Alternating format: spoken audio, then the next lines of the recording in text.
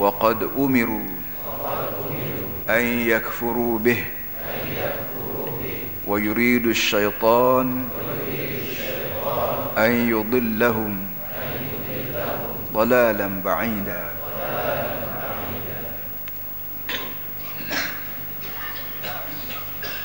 Ya ayyuhalladzina amanu, wahai sekalian orang yang beriman, orang yang yakin kepada 6 perkara yang disebut rukun iman.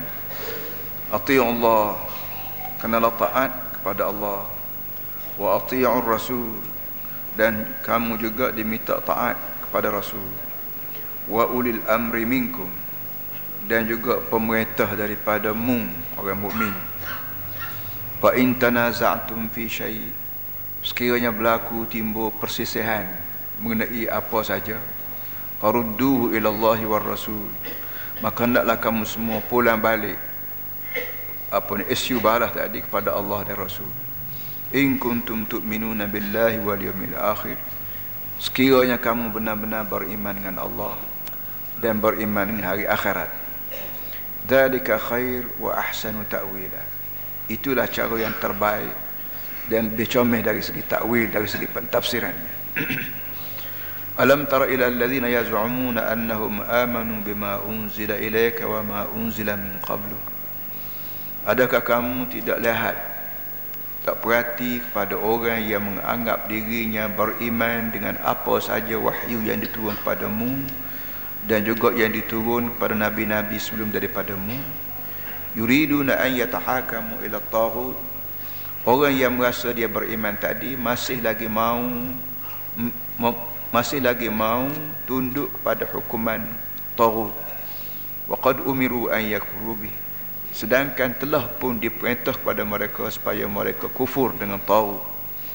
Wa yuridu syaitanu an yudillahum dalalan ba'ida, tetapi syaitan memang nak sangat menyesatkan mereka itu dengan kesesatan yang begitu jauh daripada jalan yang benar. Sadaqallahul azim. Para hadirin sekalian, ayat dulu sikit pada ayat kita baca hari ini, iaitu innallaha ya'murukum an tu'addul amanati ila ahliha wa idza hakamtum bainan nasi an tahkumu bil 'adl innallaha ni'ma ya'izukum bih innallaha kana sami'an basir. Ayat ini menyebut bahawa Allah Ta'ala suruhmu supaya kamu tunaikan amanah kepada orang yang berkenaan. Allah Ta'ala suruh, dan atas dunia ni tak ada orang yang lebih mustahak suruh orang lain pada Allah Ta'ala. Tak ada satu orang, satu zat yang benar-benar layak menyuruh orang lain daripada Allah Ta'ala. Tak ada. Kita bila kita suruh orang, tak tentu lagi kita layak atau tidak kita suruh dia. Cumanya kehidupan kita sehari-hari ni mu suruh aku suruh. Tetapi bila kadang-kadang bila kita soal dan mau duk suruh kawan tu kenapa? Itu dia, kita boleh soal dan mau suruh kawan tu apa? Demo tu berapa, kawan ni siapa? Kita boleh soal lagu tu balik. Kenapa dia dengan kita orang belaka? Jadi oleh yang demikian, kita kena faham bahawa orang yang benar-benar layak menyuruh orang dan melarang orang, tidak ada atas muka dunia lain pada Allah Subhanahu Wa Taala. Kerana dia Tuhan. Kita hamba dia. Mana lagi orang yang lebih mustahak menyuruh lain daripada Allah yang menjadi Tuhan punya bagi segala makhluk. Langit hak dia, bumi hak dia, kita sendiri ni pun hak dia, makan minum kita semua sekali mari dia belaka, maka memang dia layak menyuruh dan melarang. Kerana aku ni Tuhan, mu hamba aku. Adapun kita suruh orang suruh kita, itu sebagai satu kebiasaan hidup ya. Dia ambil buat tu, jangan dia buat begini enggak. Boleh kita larang dan bolehlah kita suruh. Tapi bila kita soal dari segi kelayakan kita menyuruh dan kelayakan dia berhenti, banyak lagi boleh dipertikaikan. Kerana dia tidak Tuhan, kita tidak hamba. Kita tidak Tuhan, dia tidak hamba. Tetapi untuk memudahkan kehidupan kita sehari-hari, berlaku suruh menyuruh, larang melarang. Tapi Allah Subhanahu Taala yang benar-benar layak mempunyai mempunyai kelayakan untuk menyuruh, maka bila dia suruh kita buat sesuatu, kita kena yakin memang Tuhan ni layak suruh aku Dan bila Tuhan mempunyai kelayakan untuk menyuruh, aku pula mempunyai kelayakan untuk berhenti dari apa yang buat, kelayakan membuat apa yang disuruh. Kalau Allah Ta'ala tu larang, maka kelayakan melarang memang ada sungguh di tangan dia. Kerana dia Allah, aku sebagai hamba memang berkelayakan untuk berhenti terus daripada apa yang kita buat sekarang. Ini satu benda yang kita kena ingat. Kaedah hidup ialah orang besar layak mempunyai menyuruh dan melarang. Kita orang kecil ni layak terima larangan suruhan dan terima larangan orang. Itu larangan Allah Subhanahu Wa Taala. Pagi-pagi kita sembahyang subuh, kita berdoa bila berdiri, kita panggil kunut, fa innaka taqdi wa la yuqda alaik wa innahu la yadhillu man walait wa la ya'izzu man adait. Cuba kita baca 2-3 patah, 2-3 kerak doa tadi, kunut tadi tu, baca dengan faham. Bukan baca sebagai satu budaya sembahyang subuh gak. Baca kunut berdiri, lepas tu imam baca, kita dah amin. Amin seronok, bunyi serentak amin. Kadang-kadang orang khayal ataupun orang baca tu sebagai automatik. Dah biasa sok mojok kecil jok tok nenek lagi baca bila berdiri kunut baca. Dia baca kita amin, dia baca kita amin. Cuba kita baca dengan renung dia punya makna. Fa innaka taqdi, hai Tuhan, aku duk minta denganmu ni, minta ihdina, Allahumma hdina fi man hadai, minta wa'afina fi man afait, minta lagi wa tawallana fi man tawallait, minta lagi wa barakana fi ma atait, minta lagi wa qina syarra ma qadait. Ayyaku minta bergatu denganmu ni, minta kenapa? Fa innaka taqdi, kerana kamu yang mengeluarkan perintah. Kamulah yang mempunyai kelayakan mengeluarkan perintah dan mengeluarkan keputusan. Sebarang benda yang berlaku di muka dunia ni adalah keputusan pada Allah.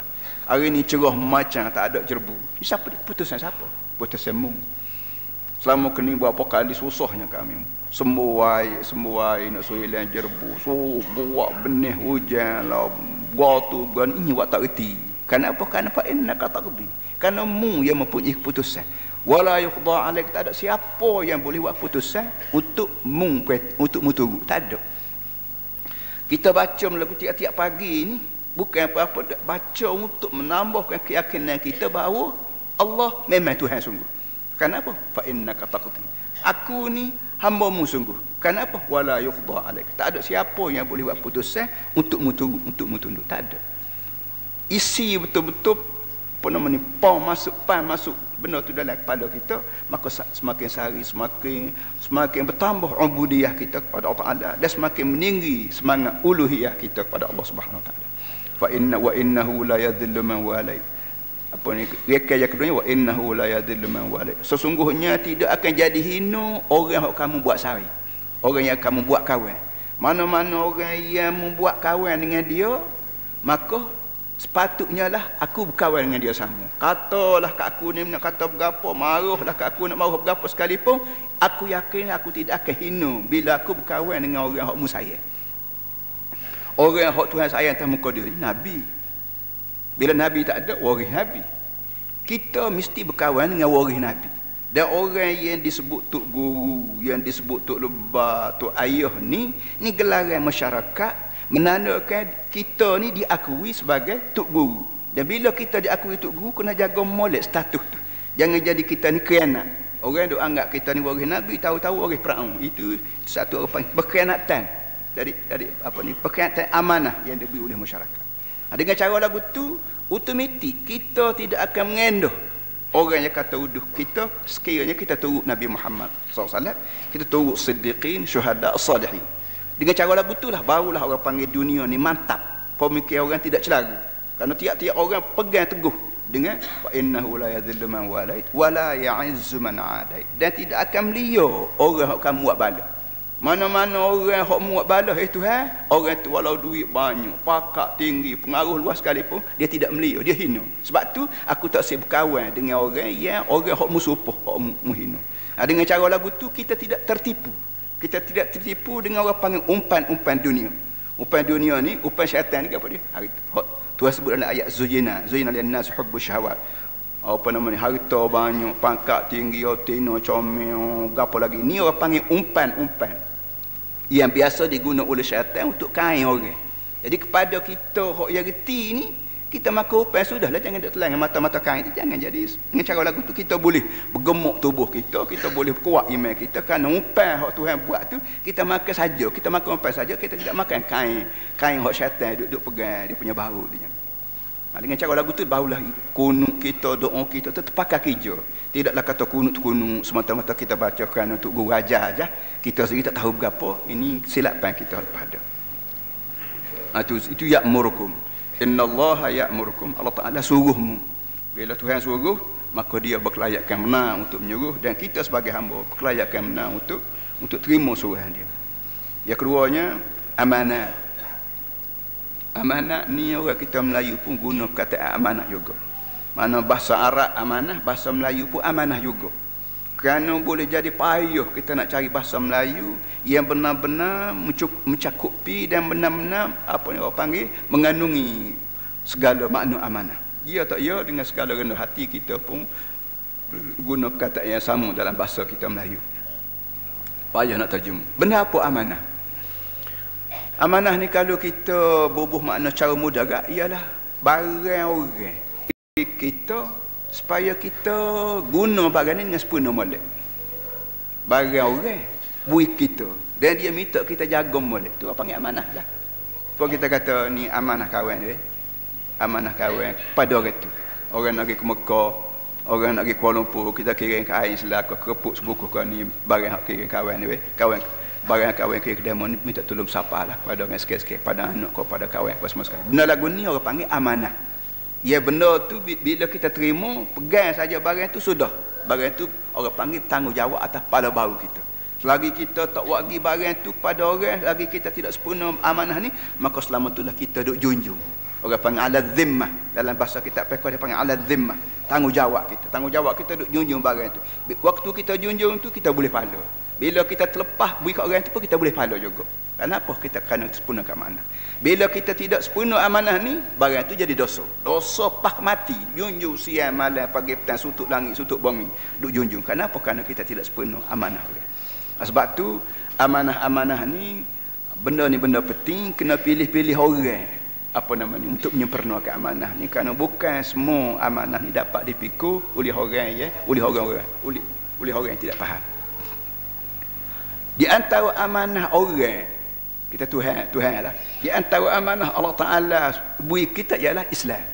Ini amanah Tuhan. Apa nama ni? Inna aradna al-amanata 'ala as-samawati wal-ardi wal-jibali fa abaina an yahmilna wa ashfaqna minha.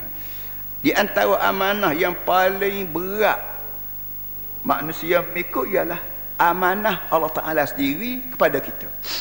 Dia pukul ratanya amanah secara mudah ialah agama. Agama merupakan amanah daripada Allah Ta'ala kepada manusia.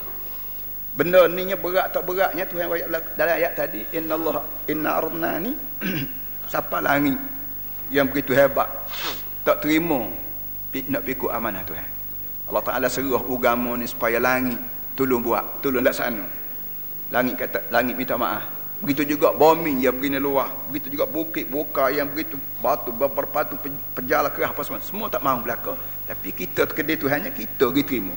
Tak apalah kita terima tu, kita terima. Tapi dengan sebab berat ni lah, bila kita sempurna molek, maka upahnya syurga. Dan tidak ada lagi benda yang lebih molek, lebih mulia, lebih berharga, lebih menilai dalam makhluk Tuhan lebih pada syurga. Tidak ada sebagai pembalasan.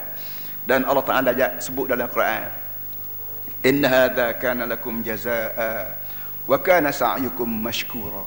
Wa kana sa'yukum mashkura. Waktu Allah Ta'ala beri pada kita di akhirat kelak syurga ni, Tuhan sebut sepatah, inna hadza kana lakum jazaa. Semua ni manusia pemberian aku padamu sebagai balasan. Balas susah payahmu atas dunia 40 tahun aku pera mu duk pikul amanah aku. Hak wajib mu buat, hak haram mu tinggal, hak sunat mu buat, hak makruh mu tinggal, hak aruh tu mu buat mengikut kehendak aku. Ni pembalasan, inilah syurga sebagai pembalasan. Wa kana sa'yukum mashkura. Dan segala usaha kamu tu aku ucap terima kasih lah. Mashkur makna ucap terima kasih. Ada alim ulama yang bila dia baca wa kana sa'yukum mashkura ni berai mata. Allah Tuhan setara aku ni pun mengucap terima kasih juga. Taklah ya Tuhan nak ucap terima kasih usaha daripada aku. Kerana walau bagaimana usaha aku nak sepenuhmu, ada juga sekali-sekala aku miss. Kerana aku ni bahasa jenis manusia, ada syaitan, ada nafsu. Walaupun ada malaikat, ada akal yang sama, tapi serentak dengan itu syaitan, nafsu bekerja keras untuk melemahkan aku daripada menunaikan tanggungjawabmu. Tetapi alhamdulillah dah mau nak ucap terima kasih juga. Terimalah, terima kasih. Tapi sebanyak mana anggota yang aku duk buat untuk menunaikan amanahmu ni, anggota hakmu beri belaka. Kalau kita bahasa jenis semayang kan, start daripada hujung kaki sampai ke hujung rambut, anggota dia. Kita semayang dengan hak Tuhan beri. Dengan tapak kaki hak Tuhan beri, dengan tangan hak Tuhan beri, dengan mulut hak Tuhan beri, dengan otak mikir tapak hak Tuhan beri belaka. Jadi kita menego dengan barang dia, apabila utuh dia ucap terima kasih kepada kita. Besarnya nikmat budinya Allah Taala pada kita. Wa kana sa'yukum mashkura. Tuhan kata usaha kamu untuk aku ucap terima kasihlah. Babu syurga ni pula. Ni amanah. Jadi amanah Islam. Bila sebut kata Islam, dia mengandungi benda hak bahasa akidah dan benda hak bahasa syariat. Akidah yang Tuhan amanah pada kita ialah mu mesti tauhid pada aku. Ini akidah. La ilaha illallah. Tidak ada yang maha pandai, yang maha nelan, yang maha berpengalaman, yang maha bijak, yang maha kaya, yang maha nelan daripada Allah. Itu la ilaha illallah. Kalau kira pandai, kena bubuhlah pada kita ada lebih pandai daripada Allah Taala, tak ada. Kalau kira nelan, kena bubuhlah pada kita ada lebih nelan daripada Allah Taala. Kalau kira berpengalaman, tak ada lebih berpengalaman lebih pada Allah Taala. Itu mana la ilaha illallah. Jadi hak ni amanah. Mesti jaga molek. Jangan campur bau. Aku kata nelan, orang kata nelan. Aku juga, aku pun pandai. Orang lain pun pandai juga. Aku pun bijak, orang lain pun bijak juga. Kalau campur bau kita orang panggil berbelah bagi kesetiaan kita kepada Allah Taala. Itu ketika tu amanah kita tidak kita sempurnakan.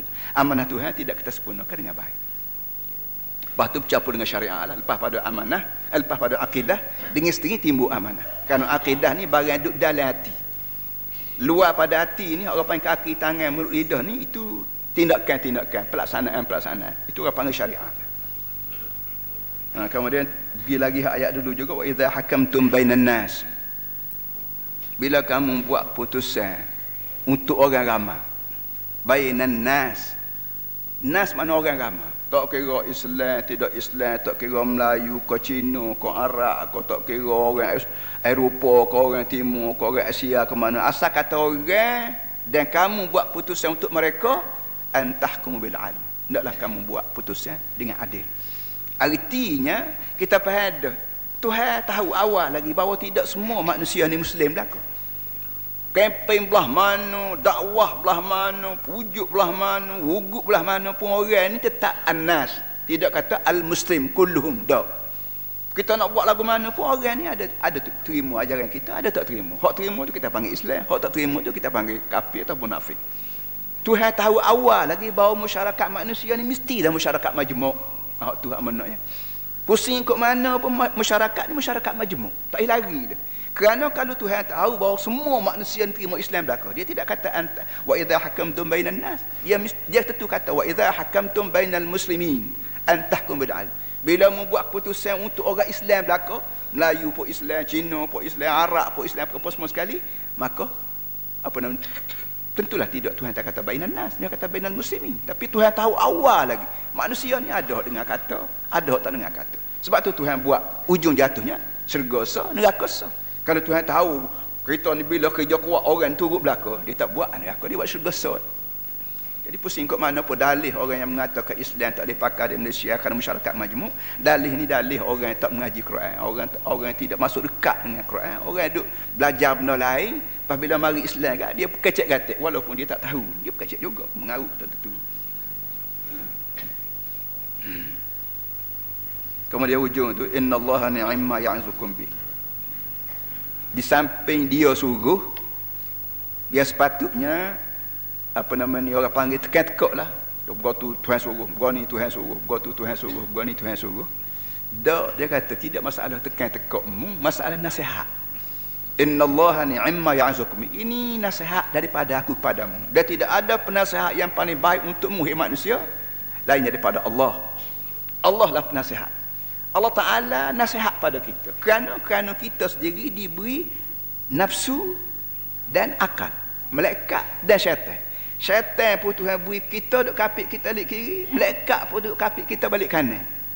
Bila sudah lagu tu lah keadaannya. Syaitan pun kempen kita. Malaikat pun kempen kita. Lepas Tuhan tekan tekuk tak kena lah. Tekan tekuk wanu dah awal-awal lagi Tuhan letak kapit aku ke kanan malaikat dengan syaitan. Kalau mu nak tekan tekuk aku, buat aku ni apa ni beri malaikat sudahlah. Duduk dengan aku. Syaitan sama-sama hari lah. Kenapa? Tekan tekuk tak payah tekan tekuk lah. Muka malaikat duk kepeng semua.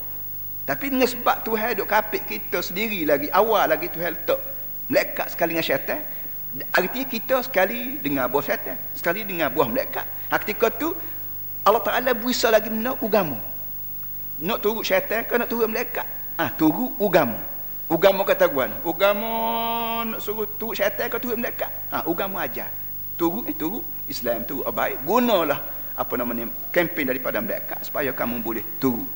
Dan apa yang jadi masalah ialah hak syaitan duk kempen ni hak kena dengan nafsu kita. Kena dengan nafsu kita. Dan kebetulan dunia ni pun hak nampak lalu. Malaikat duk kempen kita untuk kita turut dia supaya kita di akhirat kelak dapat syurga. Ke akhirat ni jauh lagi. Akhirat ni jauh. Bang kuih hak dalam dapur syurga pun tak bang lagi. Gong gendai hak dalam syurga pun tak bunyi lagi. Anak bidadari hak comel, gapo panggil comel lah maknanya tak nampak nak betul lagi. Suara pun tak ada bunyi, bang pun tak bang lagi. Payahnya manusia nak terima.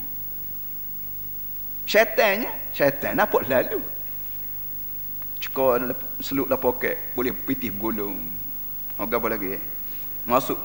Jadi nampak lalu. Jadi dengan sebab tu peperangan dan pertelagahan di antara malaikat dengan syaitan ni, kalau kita tidak mempunyai pegangan akidah yang kukuh, kita terbawa-bawa dengan kempen syaitan. Kerana syaitan kena dengan nafsu. Hak malaikat ni bercanggah dengan nafsu. Jadi canggah nafsu ni lah para hadirin semua menyebabkan manusia ni naik. Sebab kita kata wah bulan dia tak boleh naik kalau kita duduk turun eret ikut angin tiu. Angin tiu ala ke timur, kita pun anjung tu ala ke timur juga, eret ala ke timur juga. Sampai bila pun duk mai tepuk kuncup jelah. Kalau nak suruh wah naik angin ala ke timur, kita tadah ala ke barat, eret ala ke barat. Balah mudah. Kapal terbang, sebab tu kapal terbang sekali dia hadap naik, sekali dia hadap jatuh mengikut keadaan angin. Nak turun naik dia mesti lawan tu. Lawan tu lah. Itu dia duduk.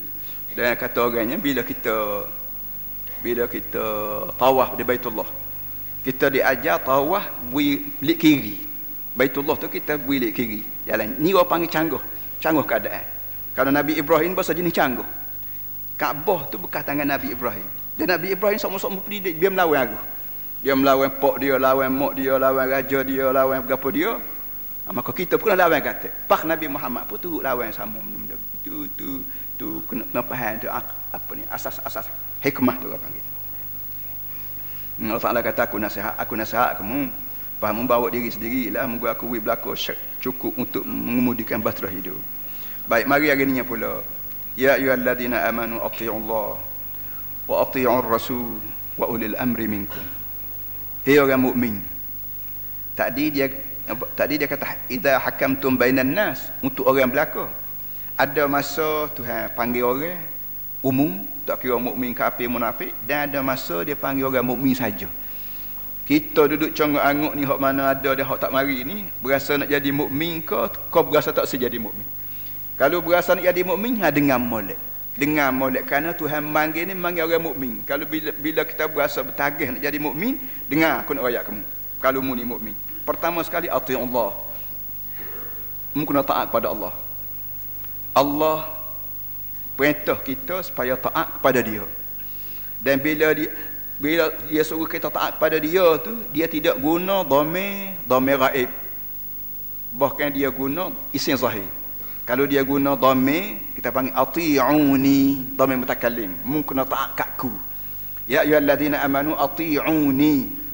Orang mukmin taatlah katku. Aku ni siapa? Tak tentu lagi. Dia tidak sebut secara jelas.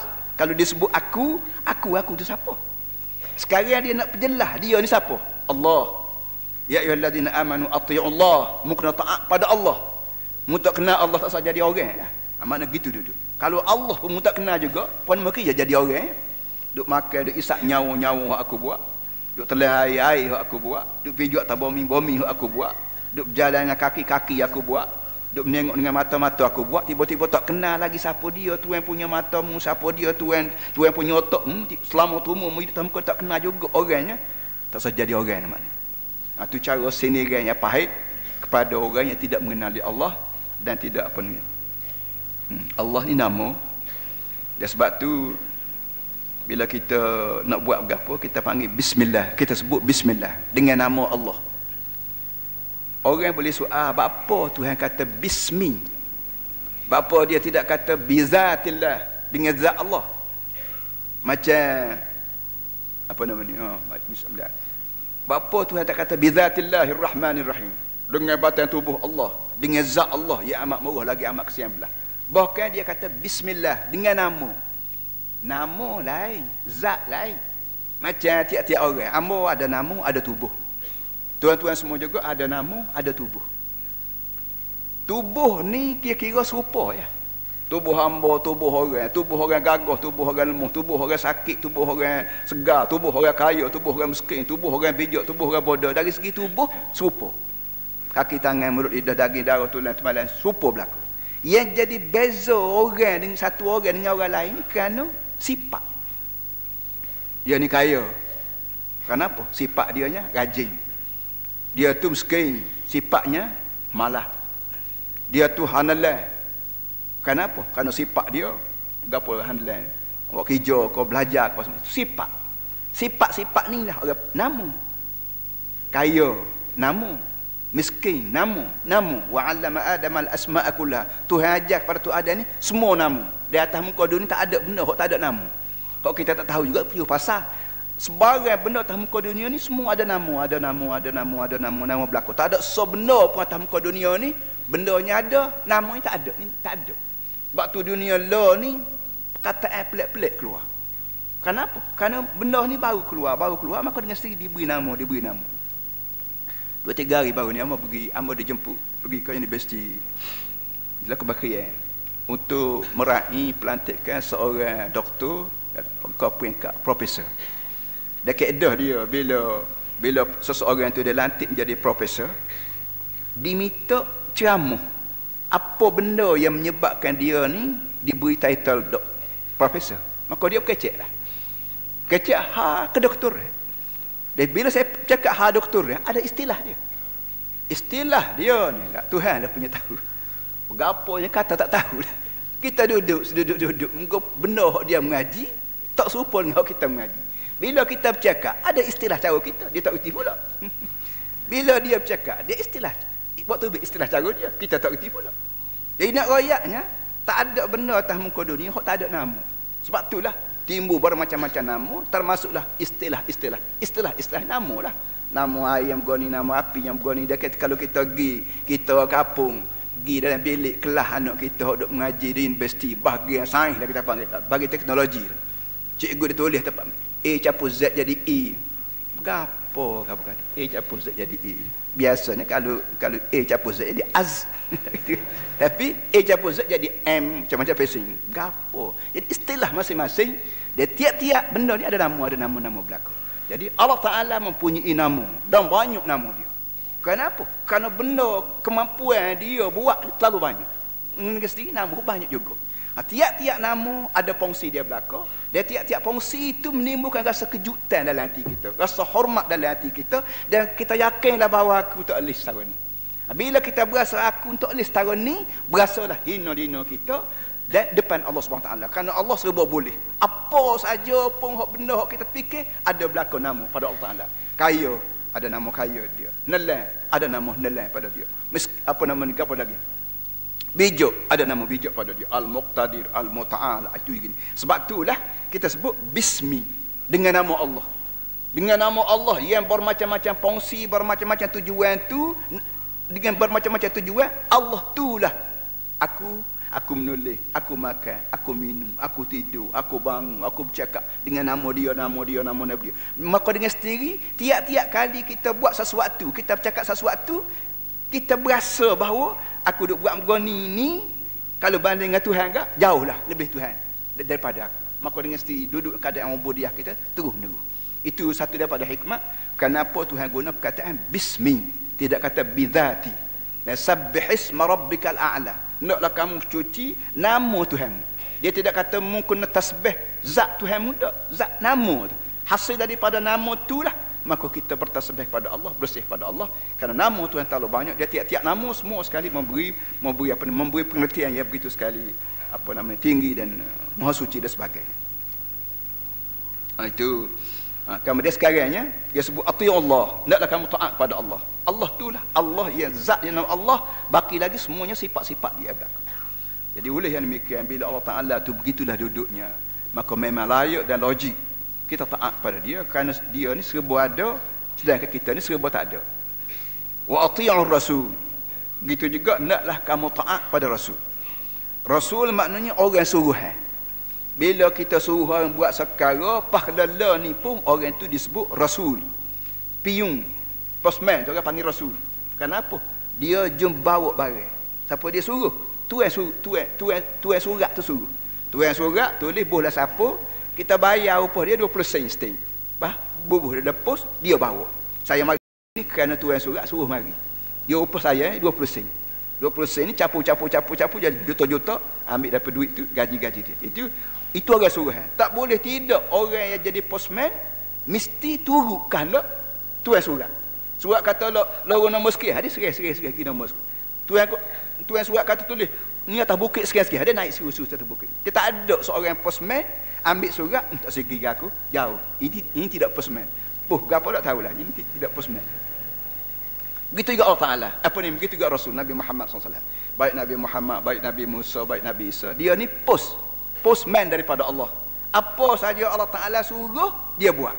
Suruh buat, dia buat. Suruh kata, dia kata. Suruh ajar, dia ajar. Tak boleh jadi Nabi ni Tuhan suruh berapa, apa dia buat senyap? Tak. Sebab tu wajib. Dalam banyak-banyak perkara yang wajib kita etikad pada Nabi mana sekalipun, khasnya Nabi kita Muhammad SAW, ialah amanah, batanah, tabligh, apa semua sekali, 2, 3, 4 perkara tu kita mesti etikad. Barulah kesayangan kita Nabi Muhammad tu benar-benar mesra dalam jiwa kita. Kerana orang yang mempunyai sifat perkara ni, bukan sebagai orang. Sidik ada dia, amanah ada dia, tabligh ada dia, segala sifat ada berlaku dia. Dua, Allah kena taat, Rasul juga kena taat, wa ulil amri, tapi syaratnya minkum, wa ulil amri, dan juga pemerintah, di mana orang yang bertanggungjawab urusan manusia. Uli maknanya orang yang bertanggungjawab. Al-amri maknanya urusan. Kalau kita dah dipanggil siasat politik. Wa ulil amri makna wa ulil siasah, wa ulil tadbir, wa ulil hukumah. Orang yang mempunyai, orang yang ditugas menjaga urusan manusia, bukan taat juga. Tetapi minkum, daripada puakmu je. Puakmu tu puak mana? Puak alladzina amanu. Ya ayyuhalladzina amanu, hei orang mukmin. Bila sebut kata hei mukmin, jangan pakat dengar belaka.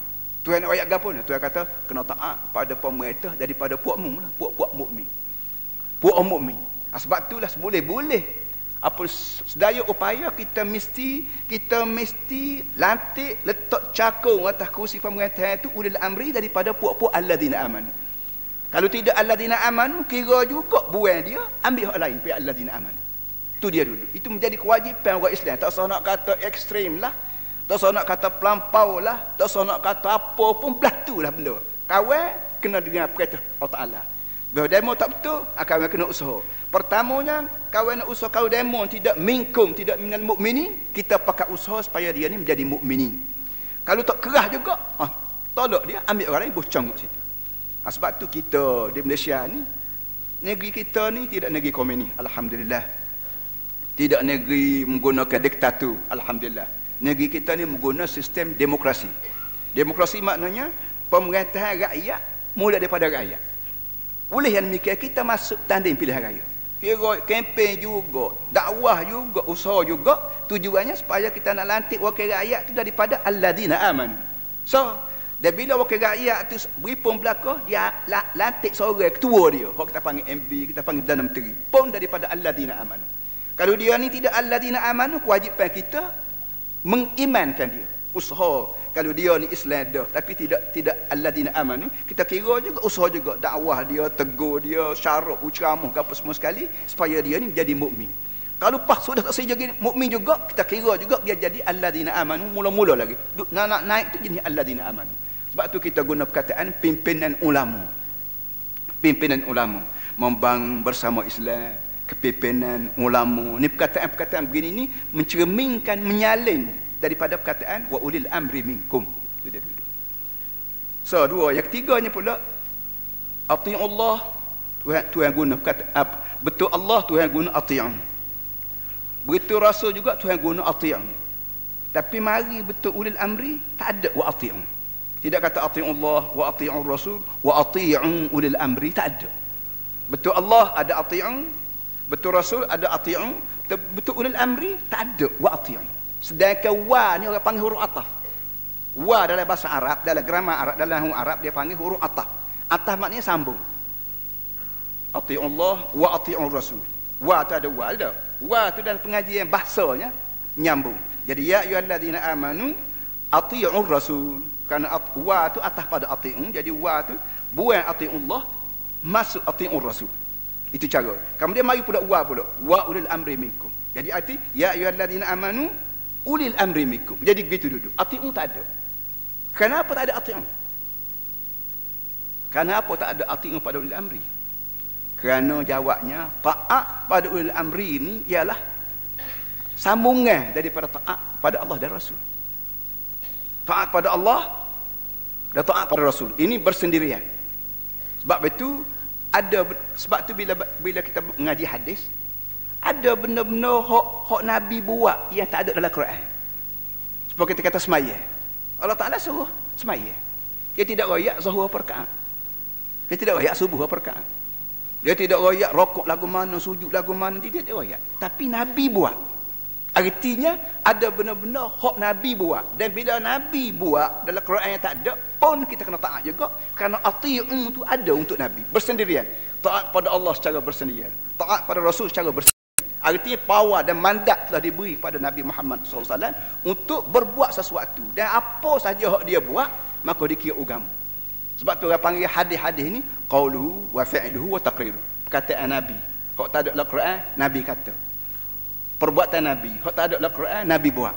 Ini semua jadi agama berlaku. Kalau taat kita kepada Allah dan Rasul bersendirian, tapi ulil amri adalah dia tidak bersendirian, tidak. Ulil amri sama ada siapa dia sekalipun, sama ada MB ke sama ada Perdana Menteri, dia tidak boleh buat pandai. Kerana taat rakyat pada dia bukan kerana dia ni bersendirian tolak Allah tolak Rasul dah. Bukan dia kena tunggu, pak tunggu dia ni. Pak tunggu bagi Allah dan Rasul. Sebab tu bila kita bercakaplah dewan, kau mula dewan rakyat, kau dewan negeri, kau apa saja pergi, tapi jangan lari daripada hak Allah Taala suruh, hak Nabi Muhammad suruh. Jangan bersendirian. Kalau bersendirian juga, maka arti kita lari daripada perintah Allah Subhanahu Taala. Dan ketika tu wajib atas kita bila kawan lari jauh daripada tu, wajib kita betul dia. Betul dia tu kita panggil kempen, kita panggil ngundi, kita panggil dakwah, kita panggil apa. Tujuan nak betul supaya dia balik semula kepada Allah dan Rasul. Tak balik juga, buang dia, bubuh lain. Kalau boleh buang, tak boleh buang, situ. Sehingga siapa boleh buang. Jangan duk lok berpuas hati dengan lok, jangan. Berhenti ni apa ni, kerana orang panggil separuh jalan, lepas tu kita sambung tu, lepas keremat sambung gitu. Dan dia tak boleh marah kita, dan kita tak boleh berputus asa. Keadaan dia begitu dah. Inilah asas asas pembangunan Islam. Biar tentu apa nama ni, biar tentu cara berpolitik ni kita faham cara-cara. Baik, fa in tanaza'tum fi syai' farudduhu ila Allah wa Rasul in kuntum tu'minuna billahi wal yawmil akhir. Tuhan tahu bahawa Quran tidak terang sepenuh pada kita kecuali dia terang asas. Nabi Muhammad juga sudah tentu tidak terang kepada manusia segala-gala apa yang berlaku di dunia ni sampai kiamat. Bahkan dia terang asas. Dia kaedah dia ada perlembagaan mana pun di muka dunia ni. Berilah ambil perlembagaan zaman Greek tua dulu, Yunan, atau ambil perlembagaan Inggeris ke perlembagaan mana. Tak ada perlembagaan di muka dunia ni, ia boyak habis 100% segala perkara yang berlaku. Kalau perlembagaan di dunia ni royak berlaku, kecil besar, halus besar, benda halus benda kecil royak berlaku. Tak ada dah pula kerja lawyer ni pula. Lawyer tak ada dah muka dia ni. Nak lawyer apa lagi? Muka serba mak ni ada belakang dah tertulis dalam perlembagaan. Ia ada lawyer di Eropah, ada di Barat, ada di Timur, ada ni. Kerana ada ruang-ruang tertentu dalam perlembagaan mereka, ia tidak disebut oleh perlembagaan. Ia tidak ditafsir. Ketika tu, lawyer lah yang mentafsirkan. Lawyer pembela kata begini, lawyer pendakwa kata begini. Sedangkan perlembagaan tak ada lalu. Ni kaedah dia dah begitu dah. Al-Quran gitu juga. Quran Allah Ta'ala tidak buaya ability. Kalau buaya ability, apa nama kerja Tuhan beri otak seganggan pada kita tu. Cabut buah lah otak ni. Goyak belakon tu. Waktu hak ni halal, hak ni haram, habis kutik royak habis. Mana boleh Allah Ta'ala buat lagu tu? Kerana Allah Ta'ala juga yang memberi otak pada kita untuk berfikir. Sebab tu dalam Islam dia ada Quran, hadis, ada ijma' dan qiyas. Qiyas ni, perkataan qiyas ni kalau kita belajar usul fiqh, dia ada lagi perkataan lain 45 lagi. Qiyas, istishabul asli, maslahah, al-masalihul mursalah, entah berapa puluh habis dah. Perkataan qiyas tu dinamakan lagi oleh ulama-ulama atau pakar-pakar undang-undang dalam Islam ni dengan bermacam-macam nama mengikut keadaan masing-masing. Hasil daripada qiyas ni lah maka Islam boleh hidup pas kiamat. Sebab tu kita kata Nabi Muhammad Nabi akhir zaman. Nabi akhir zaman maknanya Nabi sampai ke akhir zaman. Nabi sampai ke akhir zaman artinya ajaran Nabi Muhammad, tindak tanduk Nabi Muhammad pakai hijau pas ke akhir zaman. Quran begitu juga. Quran kitab akhir zaman. Arti kitab yang guna jok Nabi zaman Nabi Muhammad sampai ke akhir zaman. Tak payah kita cari Quran lain dan tak payah cari Nabi lain. Hak dia mau duk hunggalah ko nasionalis, hunggalah ko sosialis, hunggalah ko berapa semua ni orang tak percaya Nabi Muhammad Nabi pakai akhir zaman. Orang tidak percaya. Kalau percaya apa nama kerja duk hunggalah ko hunggalah apa nama kerja. Dah Nabi demo ada dah, Tuhan demo ada dah. Ini benda lagu ni yang menyebabkan tubik cerita murtad, cerita berapa tubik sini lah. Hari tu payah lah ni tu petiba tu juga. Ni menandakan bagai betul maknanya. Jangan hunggalah kepada teori manusia buat.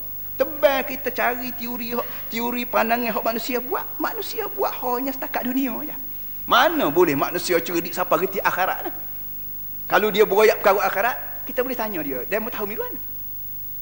Dia mau pergi ke akhirat? Tak. Dia mau berjumpa dengan orang yang bawa balik di akhirat daripada akhirat? Tak. Pas dia mau boleh kecek dengan di akhirat dah mana? Kawan boleh kecek akhirat ni kerana Nabi wayak. Nabi ambil mana? Nabi bukan ambil daripada profesor, ambil daripada wahyu. Wahyu daripada Allah. Ingat sebab Allah yang buat dunia. Allah juga buat akhirat. Di akhirat syurga neraka tu ada dah. Nabi Muhammad naik dah ke langit boleh merah dah gitu. Tengok dah syurga, tengok neraka. Siapa dia duduk dalam syurga, siapa dia barang tu ada dah. Bila barang ada dah mudahlah Tuhan wayak. So.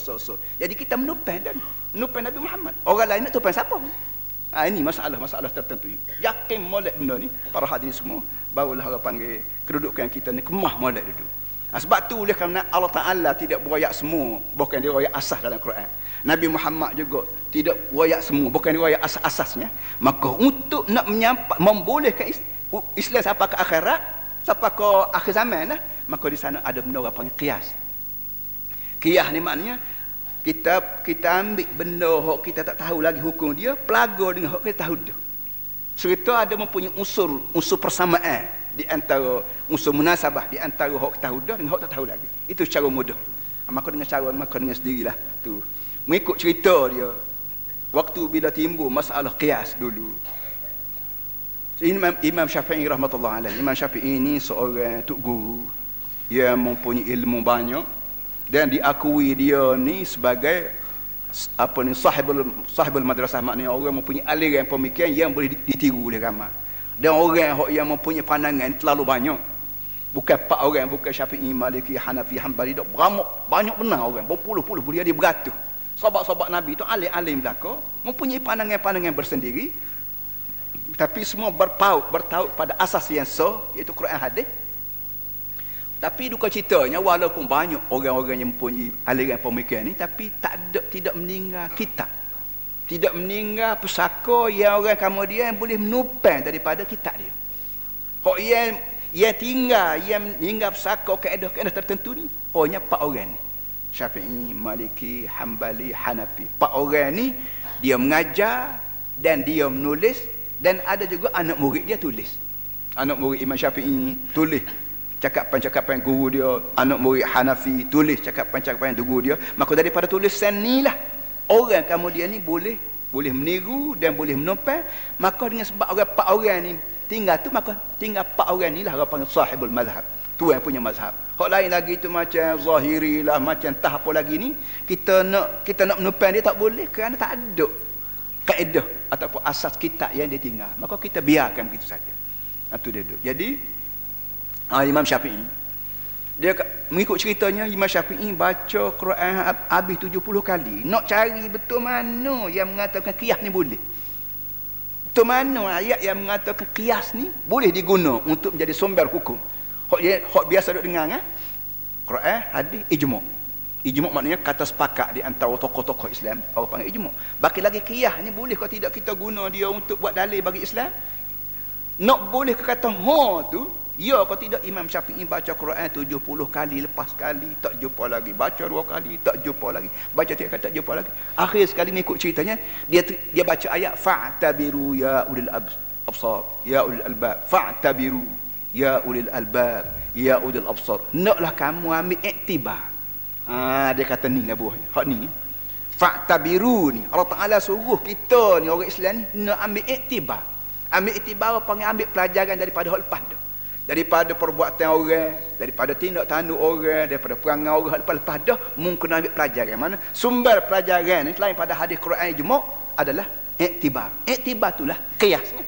Sebagaimana kita baca sejarah, daripada sejarah tu kita dapat iktibar bahawa kalau buat juga lagu ni akan jadi gini. Kenapa? Kerana ada dah orang buat lagu ni jadi begitu. Sebagaimana perbuatan orang itu dijadikan iktibar, begitu juga perkataan orang, perbuatan orang, tindak tanduk orang boleh dalam Islam dijadikan iktibar untuk membolehkan kita letak hukum pada perkara yang kita belum tahu lagi berdasar kepada hukum yang kita reti dah mengenai dengan perkara yang telah kita tahu. Itu dia duduk. Jadi maka tak ada sebab kita tolak Islam baik dalam ekonomi, dalam budaya, dalam sosial. Kita tolak Islam sebab kerana Islam ni memanglah agama sampai ke akhir zaman, dan Nabi Muhammad juga Nabi sampai ke akhir zaman, dan Quran juga kitab Allah sampai ke akhir zaman. Pada orang yang tak orang tolak Islam, artinya dia sudah terlebih, akidah dia telah terlebih betul ni. Bila akidah terlebih dengan tanah-tanah, dengan pudu-pudu buluh terlebih, hanyut ke laut habis lecing lah. Begitu juga akidah kita bila rosak, dia terlebih habis lecing, akhirat kita tak ada tempat kita nak bergantung.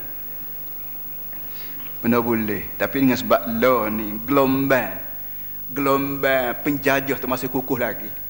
Kerana negeri kita bukan jajah dia orang putih, Indonesia jajah dia Belanda, negeri-negeri Arab semua dijajah oleh Perancis, dijajah oleh Inggeris. Maka semangat penjajahan yang ditinggal oleh penjajah dalam kepala orang yang mengatakan segala-gala ni tak pakai kerja belaka, kacau wali kena tolak Islam, ambil hak baru. Semangat tu dah ditanam, disemai dalam kepala kita, dan sampai sekarang masih melekat lagi. Walaupun sekarang ni makin surut, dia akan timba balik Islam. Jadi kita berasa bahagia kita boleh meletak batu asas yang kukuh.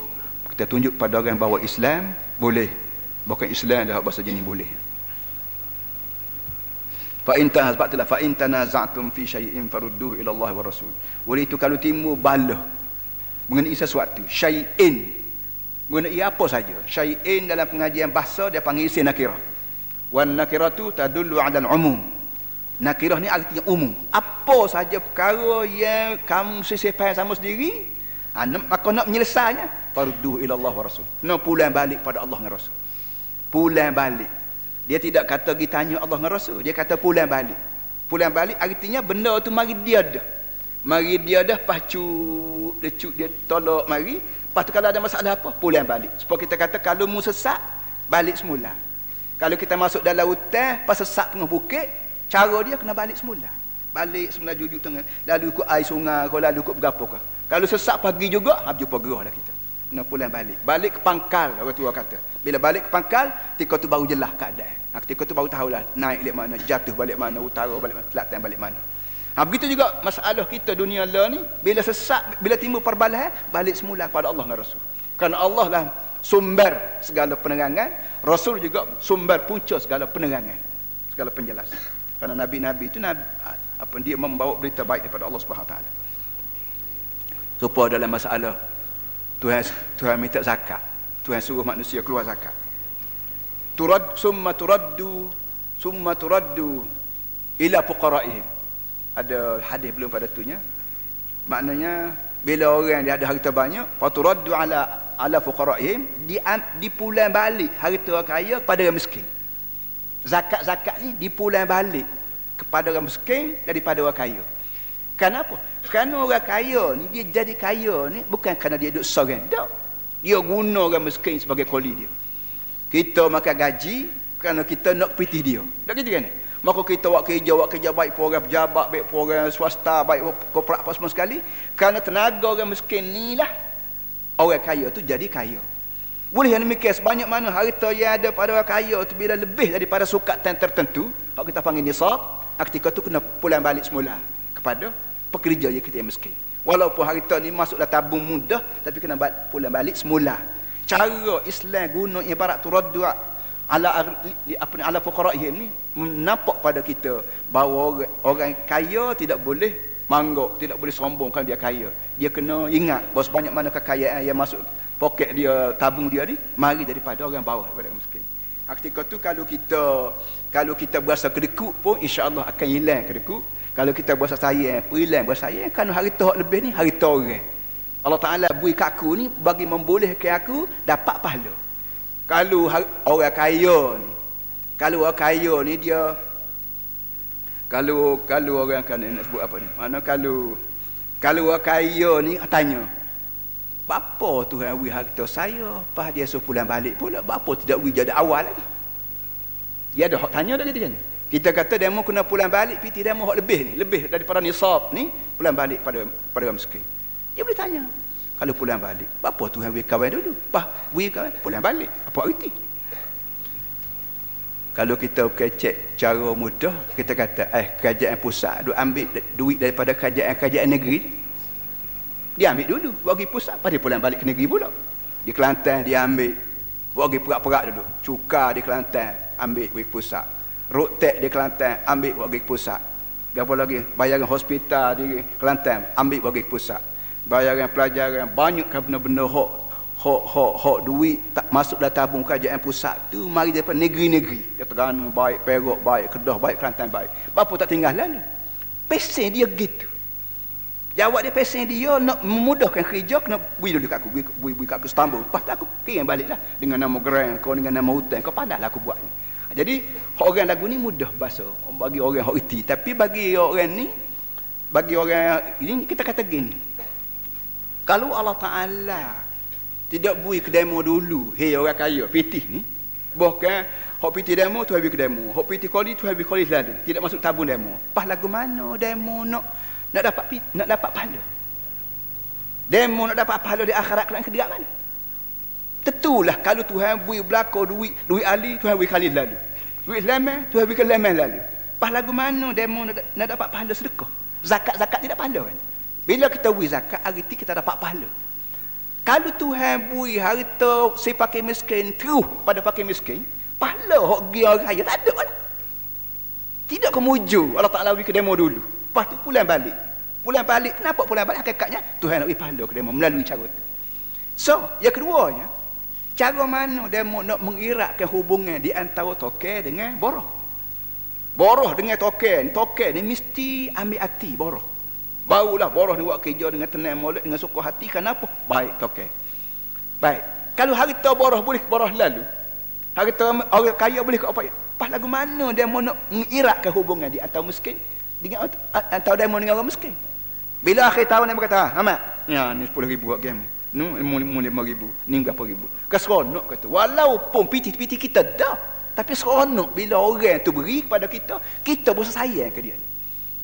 Ni cara-cara begini ni perlu dipahami oleh tokoh-tokoh dan oleh pelabur-pelabur ataupun oleh korporat-korporat. Itu memang apa.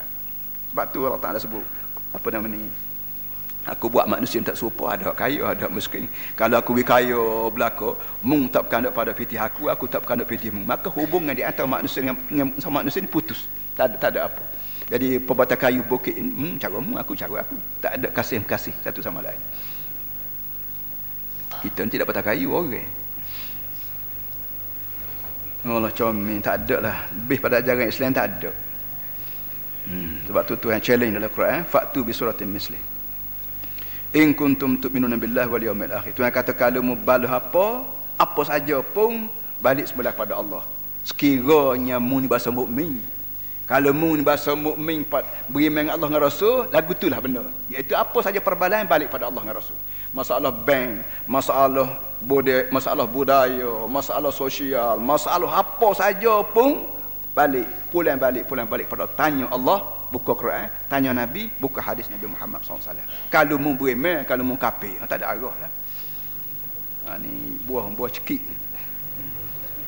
Ya sekali-sekala kena cekik. Kalau tidak cekik, apa panggil dia manja berdoa pun bala juga manja berdoa gotu semua bahasa manja lah kan cekik jajaran itu dia reti lah. Zalika khairun wa ahsanu ta'wila, itulah cara yang terbaik.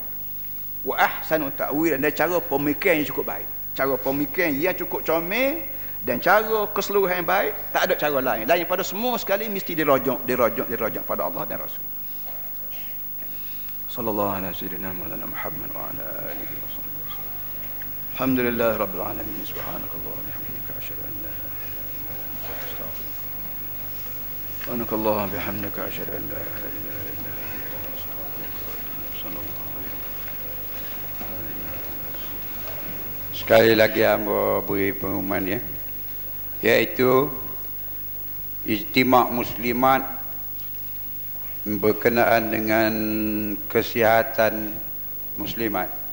Penceramahnya iaitu Dr. Haji Azizan Haji Ismail, pakar perubatan homeopati, dan Dr. H. Hasiyah binti Haji Ismail. Tajuk dia skema permakanan kesihatan muslimah. Pada 11 hari bulan 10 1997 di Pondok Pasir Tumbuh, jam 2.30 petang hingga 4.30 petang. Muslimat dia pun hadir beramai-ramai. Tapi sini muslimat, kalau tak ada pertolongan muslimin harus tak boleh pergi, kerana payah ada yang tak bawa kereta, tak bawa pandai bawa kereta, jadi tak boleh pergilah. Jadi muslimin tolong hantar pergilah. Lagi satu ceramah pelik sikit, iaitu 3 Ratu Cantik Saman Mufti Selangor. Kau naik dah. Apa kata Mak Sabu, Ahli Parlimen Kubang Kelang, turut serta Yang Berhormat Haji Umar Muhammad, Esko Kerajaan Kelantan, pada hari Khamis malam Jumaat 9 malam 16 hari bulan Oktober di Kampung Gaung, Batu Lima, Jalan Salo, Jalan Salo, Anjarapas, kawasan Kubang Kelang. Harap beramai-ramai dengan